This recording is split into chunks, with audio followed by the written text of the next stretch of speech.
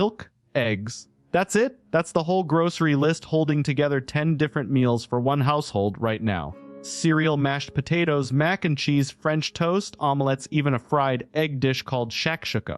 2 ingredients stretched every possible direction. And the story behind it says something bigger about how grocery budgets actually break in 2026.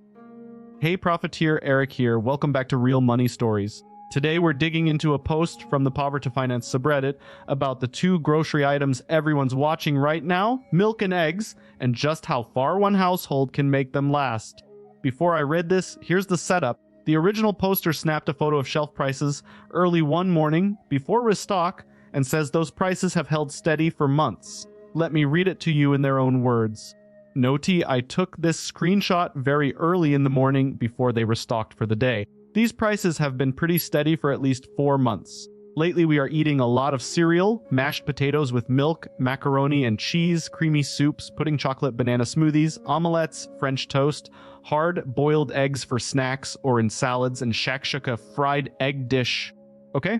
First thing I want to say reading this is that's a genuinely creative list. 10 meals out of 2 ingredients isn't deprivation cooking, it's resourceful cooking. Shakshuka smoothies, French toast, hard-boiled eggs as snacks. Someone sat down and actually planned a rotation so the same 2 staples never feel repetitive. Most people don't give themselves enough credit for that kind of effort. I've been writing about money for over a decade now, and the pattern I keep seeing in threads like this one is always the same. People treat we're eating a lot of eggs as a confession like it's something shameful to admit. It's not. Eggs and milk are 2 of the most nutrient-dense, cost-efficient foods on the planet. Building a week of meals around them isn't a failure of planning. It's good planning done under real pressure. So let's talk about what I'd probably do in this situation and the frameworks behind why it works. First, the cost per nutrient rule. Instead of asking, is this expensive, ask, what am I getting per dollar? A dozen eggs at $4 or $5 works out to well under 10 cents per gram of protein, even though each egg itself costs around 35 cents. Milk does something similar with calcium and protein per ounce. And here's why that matters. When you're stretched, the instinct is to cut the thing that feels expensive at checkout. But eggs and milk are almost always cheaper per gram of protein than meat, and often even cheaper than plant proteins. The number on the shelf sticker is scary. The number per nutrient usually isn't. Concrete next step, next grocery trip, do the unit price math on your 3 most used items, not just the sticker price. Most stores print it right on the shelf tag in tiny font, right under the price. Second, there's an actual government framework for exactly this situation called the USDA Thrifty Food Plan. It's the model the government uses to calculate SNP benefits, and it's built specifically around getting complete nutrition at the lowest possible cost using staples like eggs, milk, beans, rice, and oats as the backbone. And here's the mechanism that makes it work. It's not about eating less. It's about eating the same core ingredients prepared different ways, which is exactly what this poster is already doing without knowing it has an official name.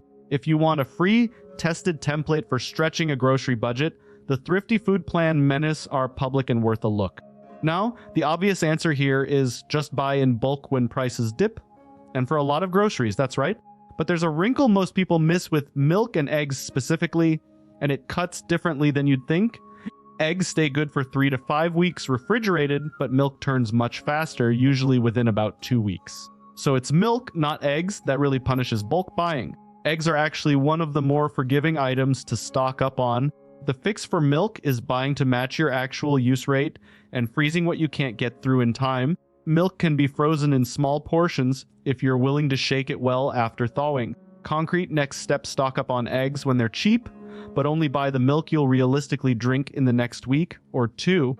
Third framework, loss leader shopping.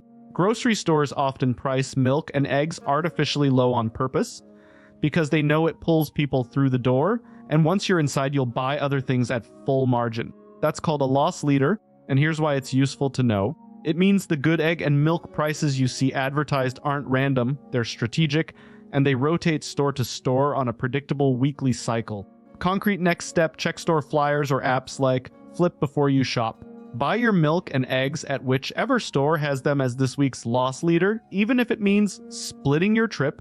One more thing worth naming, zero-based grocery budgeting, where every dollar of the grocery line gets assigned to a category before the month starts: dairy, protein, produce, pantry. That way a price spike in one area shows up immediately instead of quietly eating into the whole budget unnoticed. It's a small habit that turns prices went up and I don't know why we're short into milk cost $12 more this month. Here's where that came from.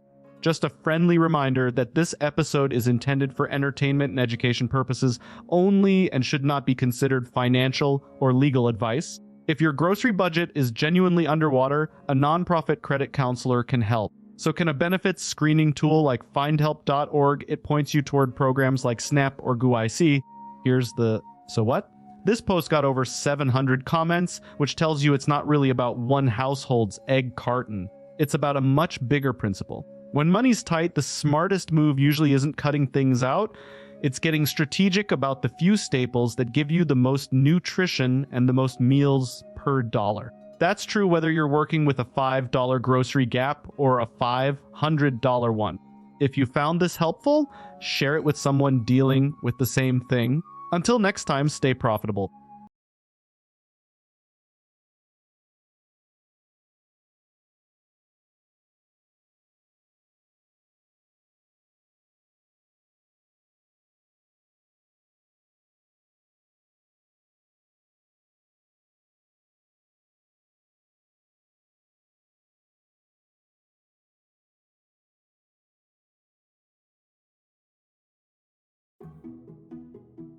Right around $2,550 a month, $200,000 sitting in savings. 71 years old, living alone, no car in the driveway. She called herself a failure in the same post where she laid out numbers most people her age wish they had. The math says something very different. Let's get into it. Hey Profiteer, Eric here. Welcome back to Real Money Stories. Today's post comes from the Poverty Finance subreddit, and it's from a woman doing the one thing most people avoid until it's too late, actually running her own numbers. This post is short, barely a couple hundred words, but there's more usable financial information packed into it than a lot of the 10-page retirement guides I've read. Let me read it to you in their own words. I have $2,550 SS monthly and $200,000 in savings. I am 71 and alone. I rent, but it should never go up because they freeze it here for seniors. It's about half my SS. Heat is included, which saves a lot. No car. I know I'm a failure. I think about this all the time. Thank you. Ite, thank you to everyone who offered kindness. I appreciate you more than I can say. Okay. First thing I want to say, reading this, you are not a failure. I want to get that out of the way before anything else because that line is the part that actually worries me here. Not the dollar figures. 71 alone, doing your own math on a Reddit thread because you needed a second opinion. That takes guts, not shame. 600 people showed up in the comments to tell her that, and they're right. I've been writing about money for over a decade now, and here's the pattern I keep seeing with posts like this one. The people who call themselves failures are almost never the ones actually in financial danger. The real danger sign is silence, the person who never runs the numbers. She ran them. That alone puts her ahead of most Americans her age. So let's actually look at what she's got, because I think it's better than she thinks. Here's what I'd probably do in her shoes, or what I'd tell a family member in this exact spot. First framework, what I'd call the guaranteed income floor. Social Security is money that shows up every month no matter what the market does, what inflation does, how long she lives. $2,550 a month is roughly $30,600 a year guaranteed for life. And here's why that detail about the rent freeze matters so much more than it might sound like on the surface. A huge chunk of her biggest fixed cost is essentially locked. Rent-controlled senior housing at half her Social Security check, heat included, no car payment, no car insurance, no gas. That's not just cheap living. That's a floor with almost no leaks in it. Most retirement plans fail because fixed costs creep every year. Hers mostly can't. Second framework, the 4% rule, sometimes called the safe withdrawal rate. It's a rough guideline built from decades of market history that says you can typically withdraw about 4% of a retirement portfolio in year one, adjust for inflation after that, and have a very good chance the money outlasts a 30-year retirement. On $200,000, that's about $8,000 a year.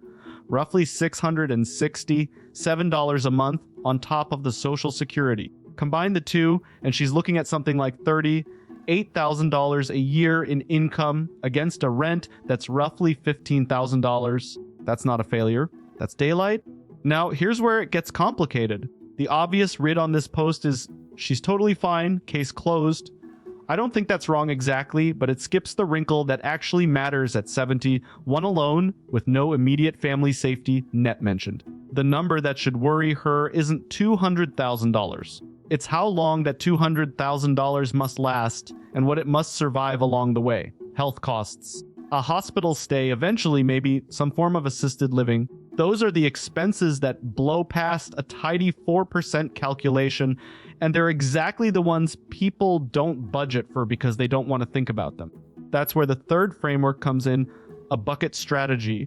The idea is you split savings into time horizons instead of treating it as one pile. A near-term bucket, maybe a year or two of expenses, sits in something stable and boring, a high-yield savings account, or a short-term CD completely insulated from market swings. A middle bucket covers the next several years, a bit more growth-oriented.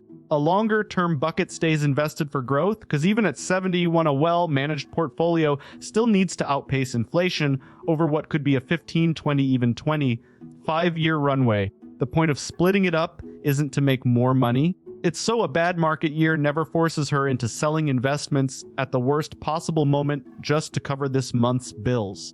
And with a floor this solid from Social Security and frozen rent, she may not need to touch the growth bucket for years, which lets it actually keep growing. One more thing, I genuinely look into benefit programs she may already qualify for and isn't using. Things like LIHTC for heating assistance, Medicare savings programs, or local senior discount programs. A lot of people in exactly her situation leave real money on the table simply because nobody told them the programs exist. That's not charity. That's infrastructure her tax dollars already fund. I'd also just gently say, and this is worth a real conversation with a professional, not a stranger on the internet, a fee-only fiduciary financial advisor, even for a single one-time session, could stress, test the specific plan against her specific health situation, family history, and local cost of living. Just a friendly reminder that this episode is intended for entertainment and education purposes only and should not be considered financial or legal advice. Every situation has details a 15-minute Reddit post can't capture. So what of all this? The specific numbers here were $2,550 a month and $200,000 saved, but the principles underneath, a stable income floor, a sustainable withdrawal rate, buckets that protect you from bad timing, those apply whether you've got $20,000 saved or $2 million. The math doesn't care about the size of the number, it cares about the shape of the plan. And for what it's worth, this particular plan has a good shape. She's not a failure. She's someone who did the hard part and just needed to hear that back.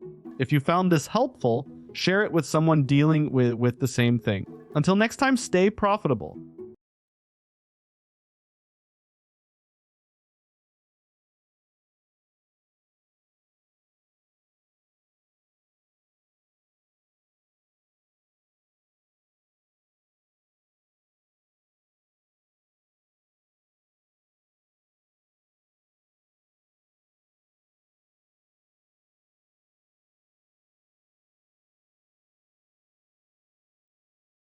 $68 years old, $2.4 million in investment accounts, $275,000 more sitting in cash, a paid-off car, a mortgage at 4.1% that she could wipe out tomorrow if she wanted, and she still panics over a $500 car repair like it's going to end her. Today's story is about a woman who is, by almost any measure, completely financially secure, and her own kid can't get her to believe it. This one's going to surprise you because the real problem isn't the math. Hey Profiteer, Eric here. Welcome back to Real Money Stories. Today's post comes from r/personal finance, and it's a little different than most we cover. It's not someone asking for help digging out. It's an adult child begging the internet to help convince their mom she's already won. Before I read it, here's the setup. This is a 68-year-old woman in East Central Florida, half a mile from the beach, who went through a divorce and has been white-knuckling every dollar ever since. Her kid laid out her entire financial picture in the post, numbers and all, hoping strangers online could do what family couldn't. Let me read it to you in their own words. TLDR, my mom is set because of lifelong saving, but still can't relax. Needs to hear it from others. My mom is 68. She has been scared out of her mind about finances since her and my dad split, pinching every penny. This really benefited her, as you will see below, but she needs to start enjoying all her hard work. She is so over-worried that a random $500 expense ruins her week. She agonizes over every little expense. I've been trying to convince her that she could completely stop worrying about money, travel, or do whatever pleases her, and be completely fine, but I think she needs to hear it from others. So I'm making this post for her. See below for a summary of her situation. Townhome about $350,000, $140,000 left on mortgage, 4.1% interest rate, 0.5 mile from the beach in East Central FL, $550 per month HOA, $1,000 per year insurance, just interior, car paid off, a 10-year-old Elantra with only 25k miles, new tires, garage stored, car insurance $1,000 per year, job has a role at a nonprofit, full-time at near minimum wage but pays healthcare, Medicare, plus a supplement of $290 per month, phone, TV, internet, computer. Very flexible. Annual spend about $45,000 per year, although I'd like her to spend more and enjoy herself. Cash $275,000, almost all in HYSAs.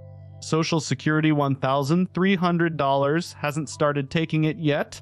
Investment accounts $2,440,000. Taxable brokerage $1,865,000. Taxable brokerage $252,000. Trad IRA $500,000. Roth IRA $17,000. Okay, first thing I want to say, this is one of the most quietly heartbreaking posts I've come across in a while. Not because anything's wrong, because everything's right and she can't feel it. A marriage ends, and suddenly money becomes the one thing you think you can control. I get why she's still bracing for impact 15, 20 years later. Fear like that doesn't run on a calculator. It runs on memory. I've been writing about money for over a decade now, and the pattern I keep seeing with people who lived through a financial gut punch, whether it's a divorce, a layoff, a bankruptcy, is this: the number that would make a stranger feel rich can still feel like not enough to the person who got burned once. That gap between the spreadsheet and the nervous system is the whole story. So here's what I'd probably do in her shoes, or honestly, what I'd tell my own mom. First, the math, because it matters and it's worth saying plainly. There's a concept financial planners call the 4% rule, sometimes framed as the 25x rule. The idea is that if your investment portfolio is roughly 25 times your annual spending, you can withdraw about 4% a year, adjusted for inflation, with a very high probability the money outlives you. And here's why that number works the way it does. It's built from decades of historical market data, stress, tested against the worst stretches we've ever seen, recessions, crashes, stagflation, and it still tends to hold up over a 30-year retirement. Her annual spend is about $45,000. 25 times that is just over $1.10 million. She has $2.44 million in investments. Not counting the cash, not counting the home equity, not counting the Social Security. She hasn't even started collecting yet. She isn't close to her number. She's more than double it. Next, there's her cash position. $275,000 sitting in high-yield savings on top of everything else. The general guidance most planners give is a 3 to 6 month emergency fund, and here's the reasoning behind that range. It's meant to cover a job loss or a major surprise without forcing a sale of investments at a bad time. For her, at $45,000 a year in spending, 6 months is about $22,500. She has more than 12 times that sitting in cash, earning a nice yield, doing basically nothing but making her feel safe. Which, fine. Feeling safe has value. But it's also money that's been pulled out of circulation for a threat that, on paper, isn't really there anymore.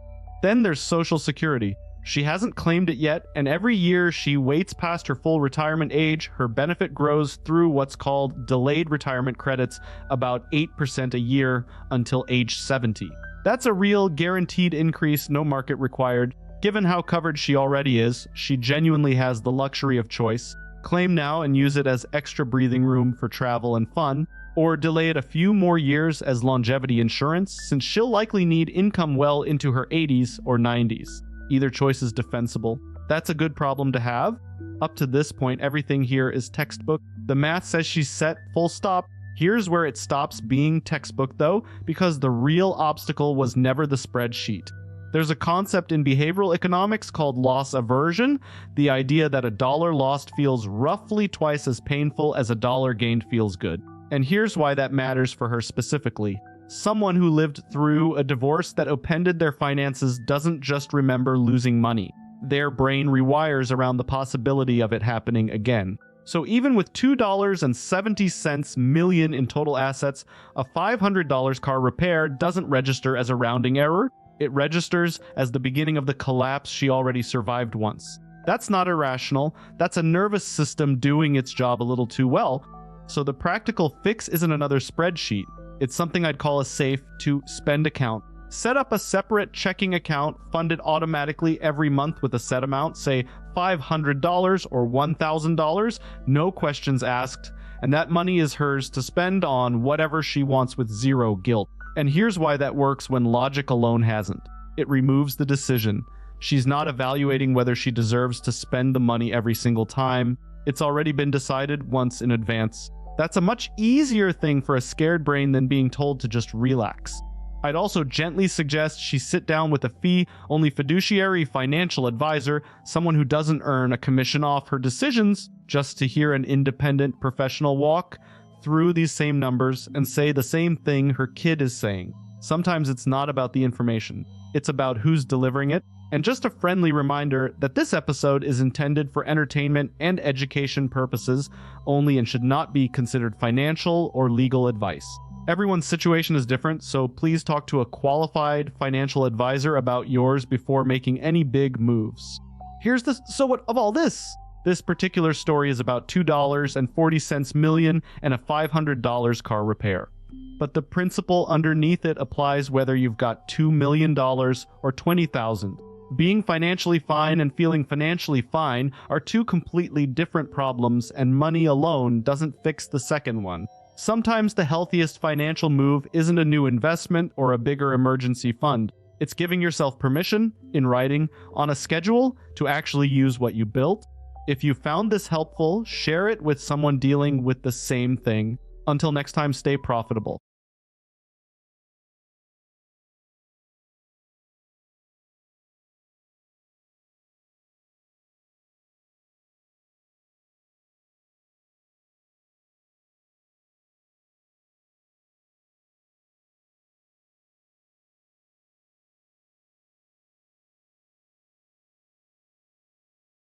Yesterday morning, a mom living out of her car with her son had that car taken away, repossessed. Gone. Yesterday afternoon, the same day she got offered a job paying $69,000 a year, she starts in 5 days. The training site is 50 miles from where she's sleeping, and she has no car, almost no cash, and nowhere to stay. Stick around, because the fix here isn't what you'd expect. Hey Profiteer, Eric here. Welcome back to Real Money Stories. Today's post comes from the Poverty Finance subreddit, and it's one of the more urgent ones I've read in a while. Before I read it, here's the framing detail that matters. This isn't a hypothetical, how do I budget better question. This is a 5-day countdown. Let me read it to you in their own words. I'm in a brutal catch, 22, and need some real advice or local resources. My son and I have been experiencing homelessness. I've been living out of my car and Yesterday morning, my car got repossessed. Then yesterday afternoon, I got a life-changing job offer paying $69,000 a year. It will completely pull us out of this crisis. The catch is that the first 6 weeks of training are insane. Peter's Mo, and I'm in IL. After training, the job moves close by. I start in 5 days. I'm out of money, staying in my car is no longer an option, and I have zero funds right now to pay for rides. I have already called every local charity and organization, with no luck since so many are struggling. I don't have family or friends who can help. It's just my elderly parents, and my friends aren't able to help either. Ubering 50 miles each way isn't an option without funds, and I don't have the money up front to file for bankruptcy to try and force the car back. Does anyone know of any local programs that help verified new hires with emergency transportation rideshare vouchers or short-term transit assistance? Or has anyone had luck negotiating a car back with a lender by showing a high-paying offer letter? I'm not looking for a handout, but I'm fighting not to let a transportation barrier destroy this chance to change our lives. Any ideas or advice would mean everything. Okay, first thing I want to say reading this. This is somebody who did everything right and still got hit twice in one day. She kept working through shift while living in her car. She landed a job most people would be thrilled to get, and the same 24 hours that gave her a way out also took away the one tool she needed to reach it. That's not a money management failure. That's just brutal timing, and I don't want to gloss past how hard that is to sit inside of. Just a friendly reminder before we get into it, this episode is intended for entertainment and education purposes only and should not be considered financial or legal advice. I've been writing about money for over a decade, and the thing most articles get wrong about a situation like this is they jump straight to budgeting advice. Nobody needs a spreadsheet 5 days before their car gets taken. What they need is to know exactly which phone calls actually move the needle in what order starting today. So here's what I'd probably do in her shoes, and I want to walk through this like an actual to-do list because that's what this moment calls for. First framework, I'd call it the right to cure window. Under state lending law, most auto loans give you a window after repossession, sometimes 10 days, sometimes 20, where you can cure the default, pay what's owed, or in some states redeem the full balance and get the car back before the lender sells it at auction. And here's why that matters. Lenders don't actually want your car. A repossessed vehicle sitting on a lot costs them money and usually sells for less than the loan balance. That's the leverage. A $69,000 offer letter in writing from a real company is exactly the kind of proof a loss mitigation department wants to see before they agree to a payment plan. My advice, call the lender's loss mitigation line today, not the general customer service number, and ask specifically for the reinstatement amount and deadline in writing.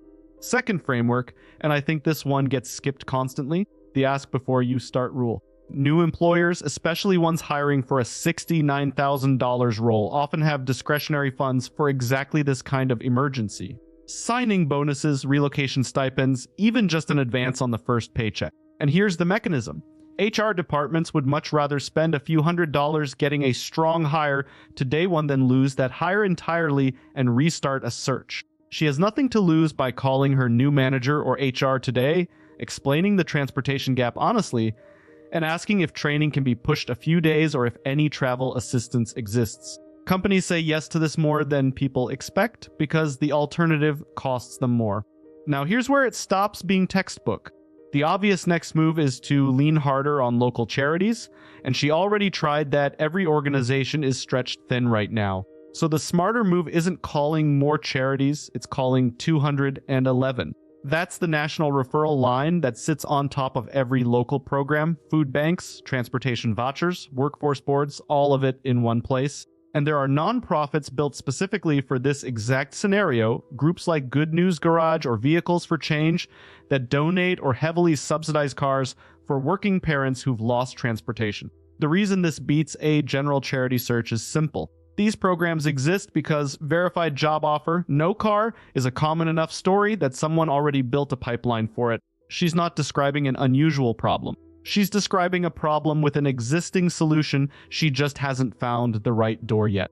Third framework, and this one surprised me when I first researched it years ago. The bankruptcy fee waiver, she mentioned not having the money up front to file. Most people don't know that federal courts let you request a fee waiver. It's literally called informa pauperis, or apply to pay the filing fee in installments. It's not instant, and it won't get the car back in 5 days, so it's not the 5-day fix. But it's worth knowing for the weeks after because it removes "I can't afford to file" as a permanent roadblock. Just a quick note here, I'd always suggest talking to a qualified financial advisor or a local legal aid attorney about your specific situation before filing anything. Laws vary by state and by lender.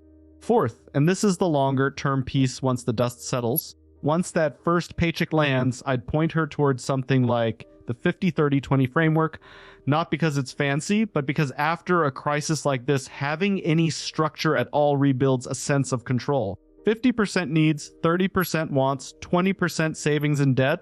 The why here matters. After months of survival mode, the goal isn't to optimize, it's just to have one system that says, you're safe now in a way a bank balance alone doesn't. The specific numbers in this post were a $69,000 salary and a 5-day deadline, but the principle underneath all of it is universal. When a crisis hits, the fastest way out is rarely a bigger emergency fund you don't have yet. It's knowing which institutions, lenders, employers, government hotlines already have a process built for exactly your situation and asking them directly instead of assuming the answer is no. That's true whether the gap you're facing is 50 miles or $500. If you found this helpful, share it with someone dealing with the same thing. Just a friendly reminder that this episode is intended for entertainment and education purposes only and should not be considered financial or legal advice. Until next time, stay profitable.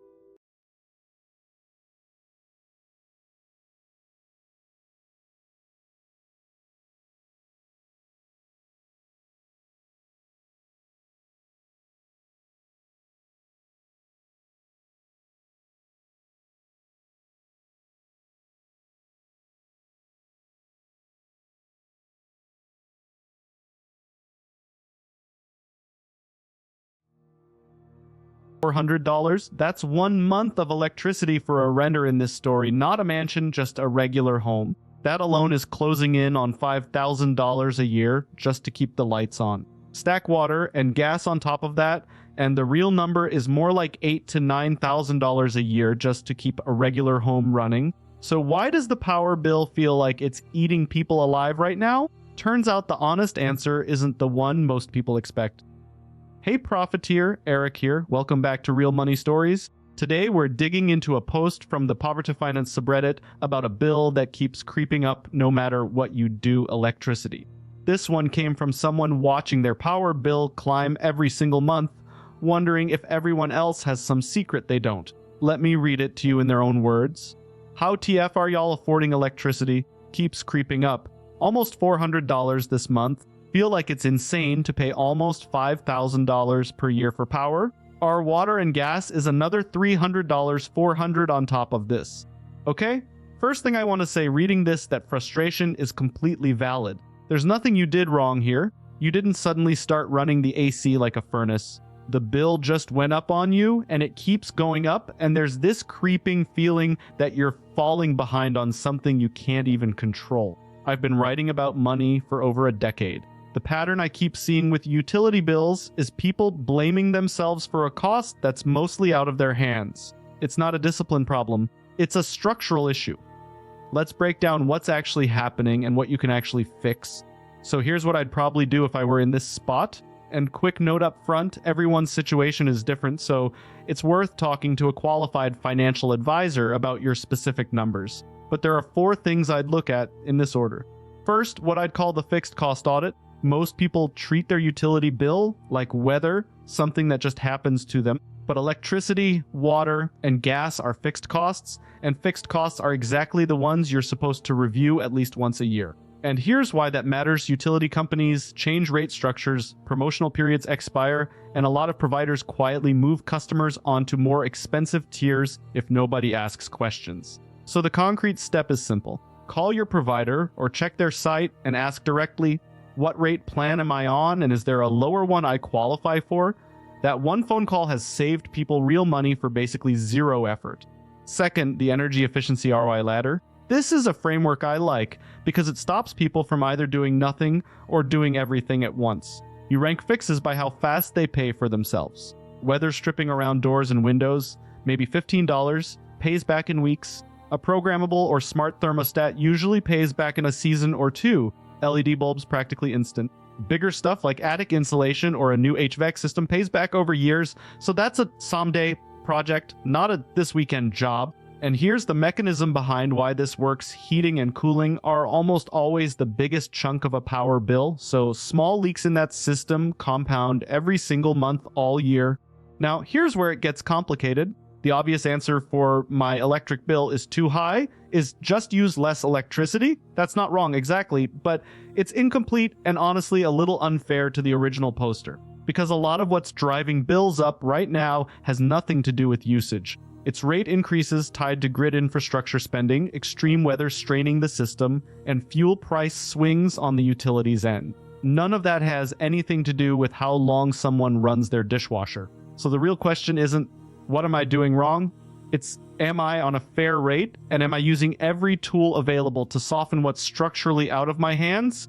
Which brings me to the third thing, ask about budget billing, sometimes called levelized billing. Most utilities offer this, and it's exactly what it sounds like. Instead of your bill swinging from $90 in April to $400 in August, they average your annual usage and charge you nearly the same amount every month. And here's why that's worth doing. Even though it doesn't lower your total cost, it turns an unpredictable expense into a predictable one, which makes it way easier to actually budget. Unpredictability is often the real source of stress here, even more than the total dollar amount. And fourth, and this is the one people skip out of pride more than anything else. If a nearly $5,000 annual power bill is straining the household, look into IAP, the Low Income Home Energy Assistance Program. It's federally funded, distributed through your state, and it exists specifically to offset heating and cooling costs for income qualifying households. Some states also have separate water and weatherization assistance on top of IEAP. And here's why I bring it up without hesitation. This program exists because energy costs went up faster than a lot of wages. Using it isn't a failure. It's the system working the way it's supposed to work. The concrete step is a 5-minute search for your state's Lehigh Sheep office and an application. Underneath all four of those is the 50-30-20 budget framework, needs, wants, savings as a gut check. If utilities alone are eating a huge slice of the needs category, that's useful information. It tells you the conversation might be bigger than just the power bill and worth a full look at housing costs and income together, not just one line item in isolation. So zoom out for a second. The specific number here was about $400 a month and almost $5,000 a year. But the principle underneath it applies no matter the number, whether your bill is $100 or $1,000. Fixed costs deserve an annual audit. Structural price increases aren't a personal failing. And assistance programs exist for exactly this reason. Just a friendly reminder that this episode is intended for entertainment and education purposes only and should not be considered financial or legal advice. If you found this helpful, share it with someone dealing with the same thing. Until next time, stay profitable.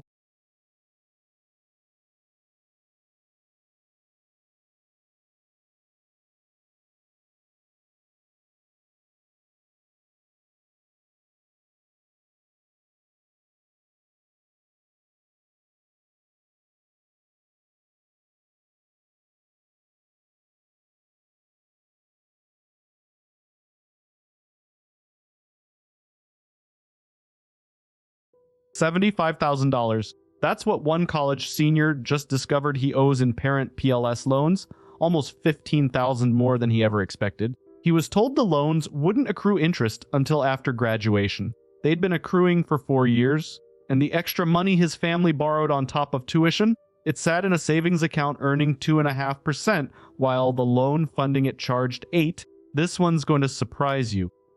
Hey Profiteer, Eric here. Welcome back to Real Money Stories. Today's story comes from the Personal Finance subreddit from an engineering student graduating soon whose parents' good intentions left him holding a much bigger bag than he ever agreed to carry.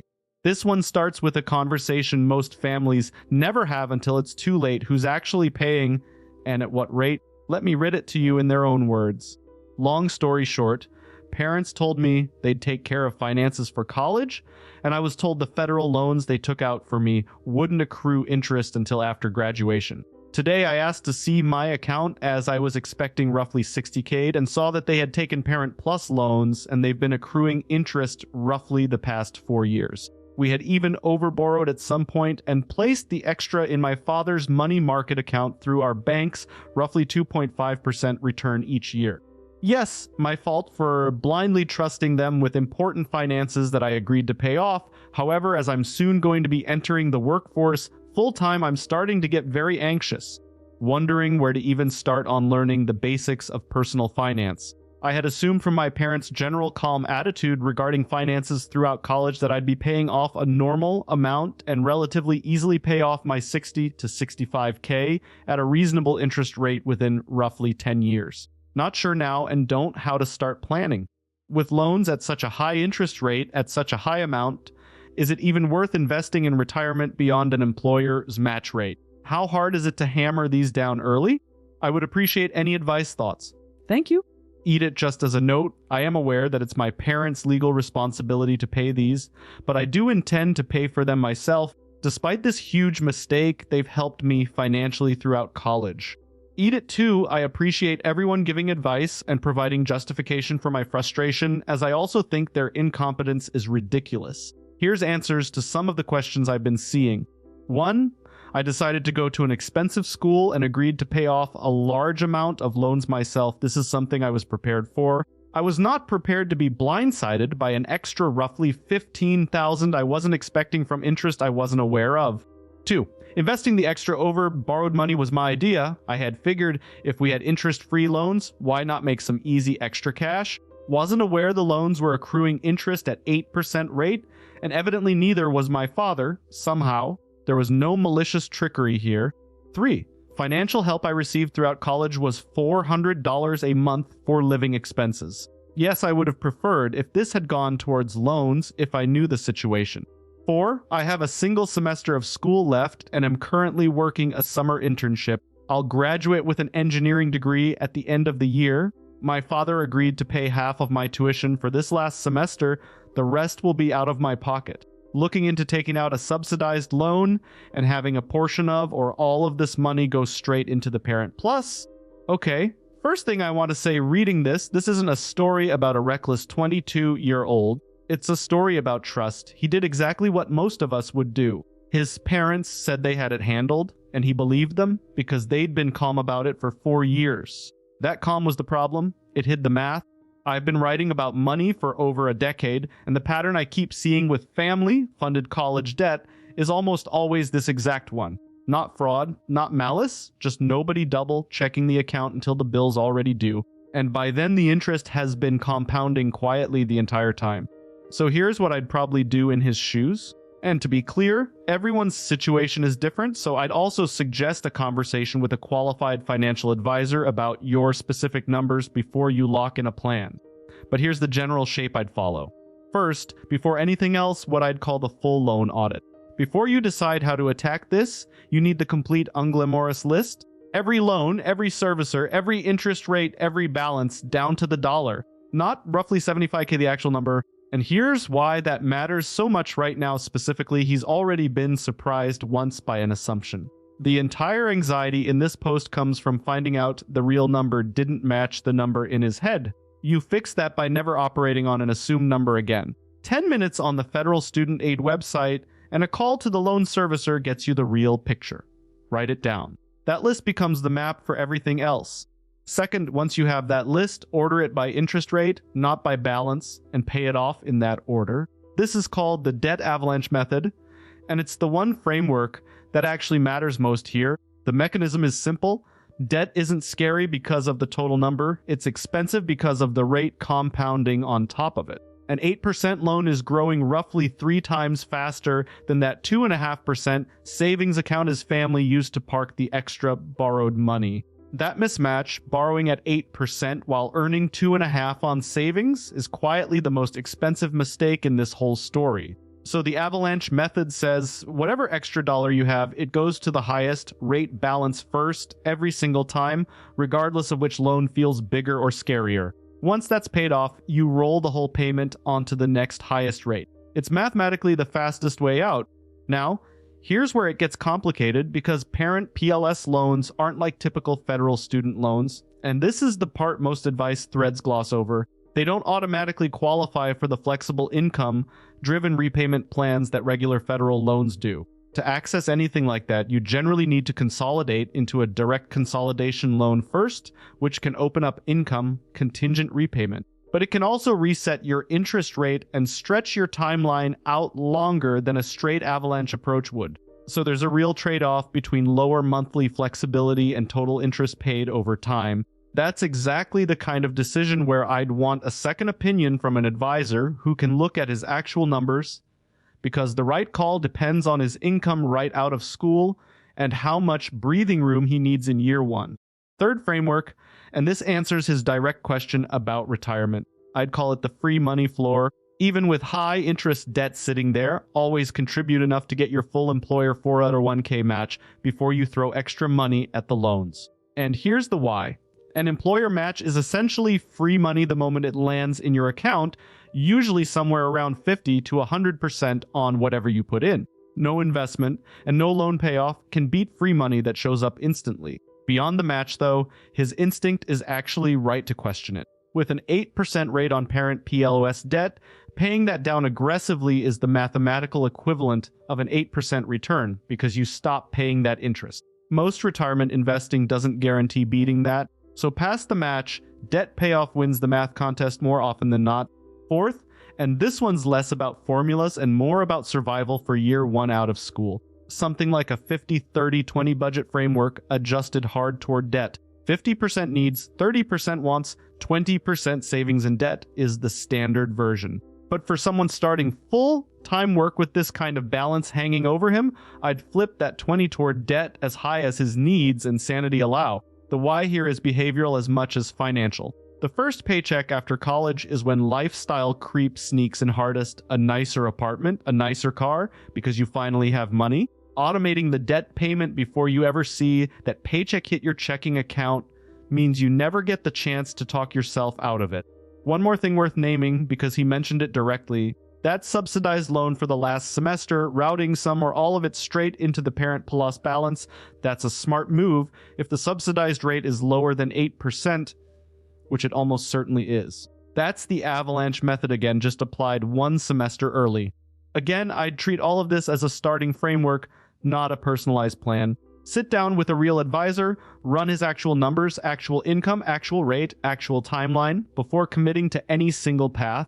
So here's the bigger picture. The specific number in this story is $75,000 and an 8% rate. But the principle underneath it has nothing to do with the size of the number. Know your real numbers before you plan around assumed ones. Attack whatever's most expensive first. Grab any free money on the table. And automate good behavior before temptation gets a vote. That applies whether you're staring down $75,000 or $700. Just a friendly reminder that this episode is intended for entertainment and education purposes only and should not be considered financial or legal advice. If you found this helpful, share it with someone dealing with the same thing. Until next time, stay profitable.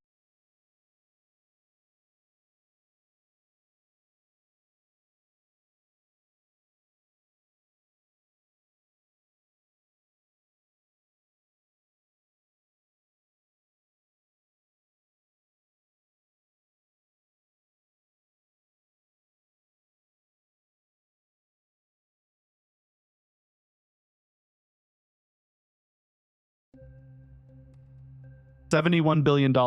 That's the number DeepSeek is reportedly raising at right before an IPO, using a fraction of the compute everyone assumed you needed to build a frontier AI model. And that number has one investor asking an uncomfortable question about a company most of us can't even buy stock in. Anthropic is one of the most valuable private companies on the planet, sitting on a moat that doesn't actually exist. Stick with me, because the answer matters a lot more than just one company's stock price. Hey Profiteer, Eric here. Welcome back to Real Money Stories. Today we're digging into a post from the investing subreddit asking whether Anthropic's valuation is headed for a hard landing.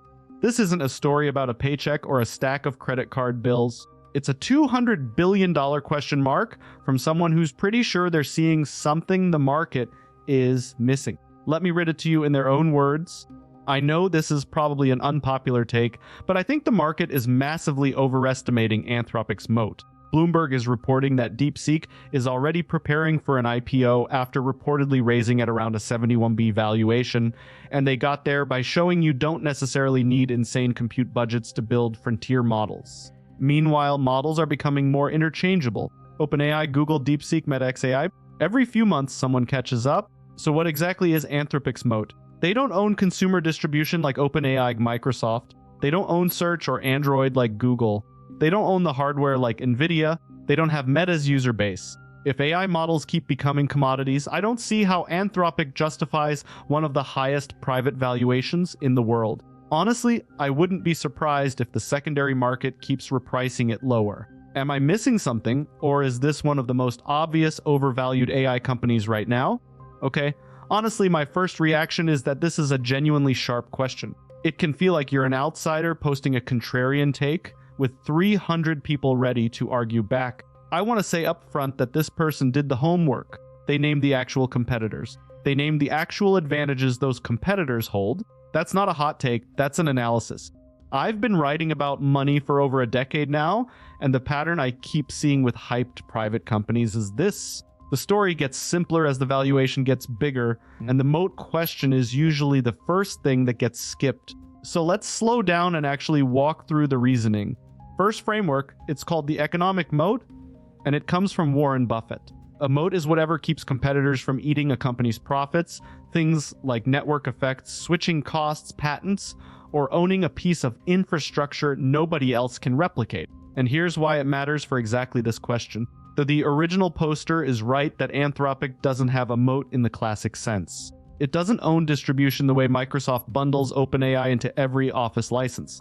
It doesn't own a search engine funneling billions of users, unlike Google. What Anthropic is betting on instead is being the best at the underlying model itself, which is a much thinner moat than owning the pipes people use to reach that model.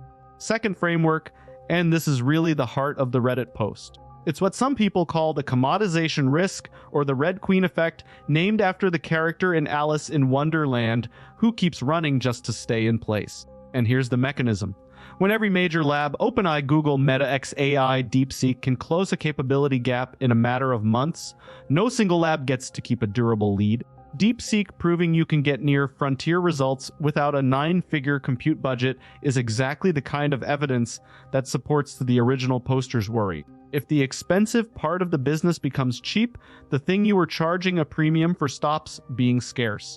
Now, here's where it gets complicated because the obvious next conclusion that cheaper compute automatically hurts Anthropic isn't actually settled. Cheaper compute cuts both ways. It lowers the barrier for new entrants, sure, which is bad for Anthropic's pricing power. But it also lowers Anthropic's own costs, and it means the companies with the deepest pockets, the ones who can also buy distribution, enterprise contracts, and safety credibility, might actually be the ones who consolidate the market once the cheap model gold rush shakes out the smaller players. A commodity market doesn't always mean everyone loses. Sometimes it means only the players with capital and trust survive, and Anthropic has spent years building trust with enterprise customers who care a lot about safety and reliability. That's a real, if unglamorous, form of moat. It's just not the kind that shows up in a bullet list of who owns what hardware. Third framework, and this one is honestly more important for how any of us think about this than the Anthropic question itself. It's called mark-to-model pricing, and it's why private valuations behave so differently from public stock prices. And here's why.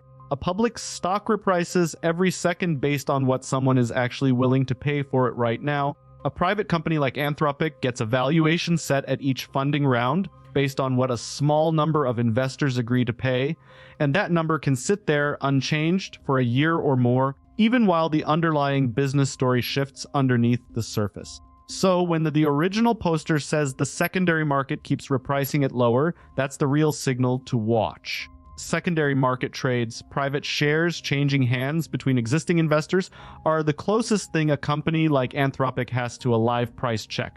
If those trades are happening at a discount to the last official round, that is meaningful information well before the next headline valuation gets announced. Fourth framework, and this is the one I'd actually want the original poster to absorb, it's called concentration risk, the idea that putting a large chunk of your money behind one company's fate, no matter how convinced you are of the thesis, exposes you to swings a diversified portfolio simply doesn't carry. And here's the useful irony in this particular case. Most of us can't directly buy Anthropic stock anyway, it isn't public. Which means the real lesson isn't, should I bet against Anthropic?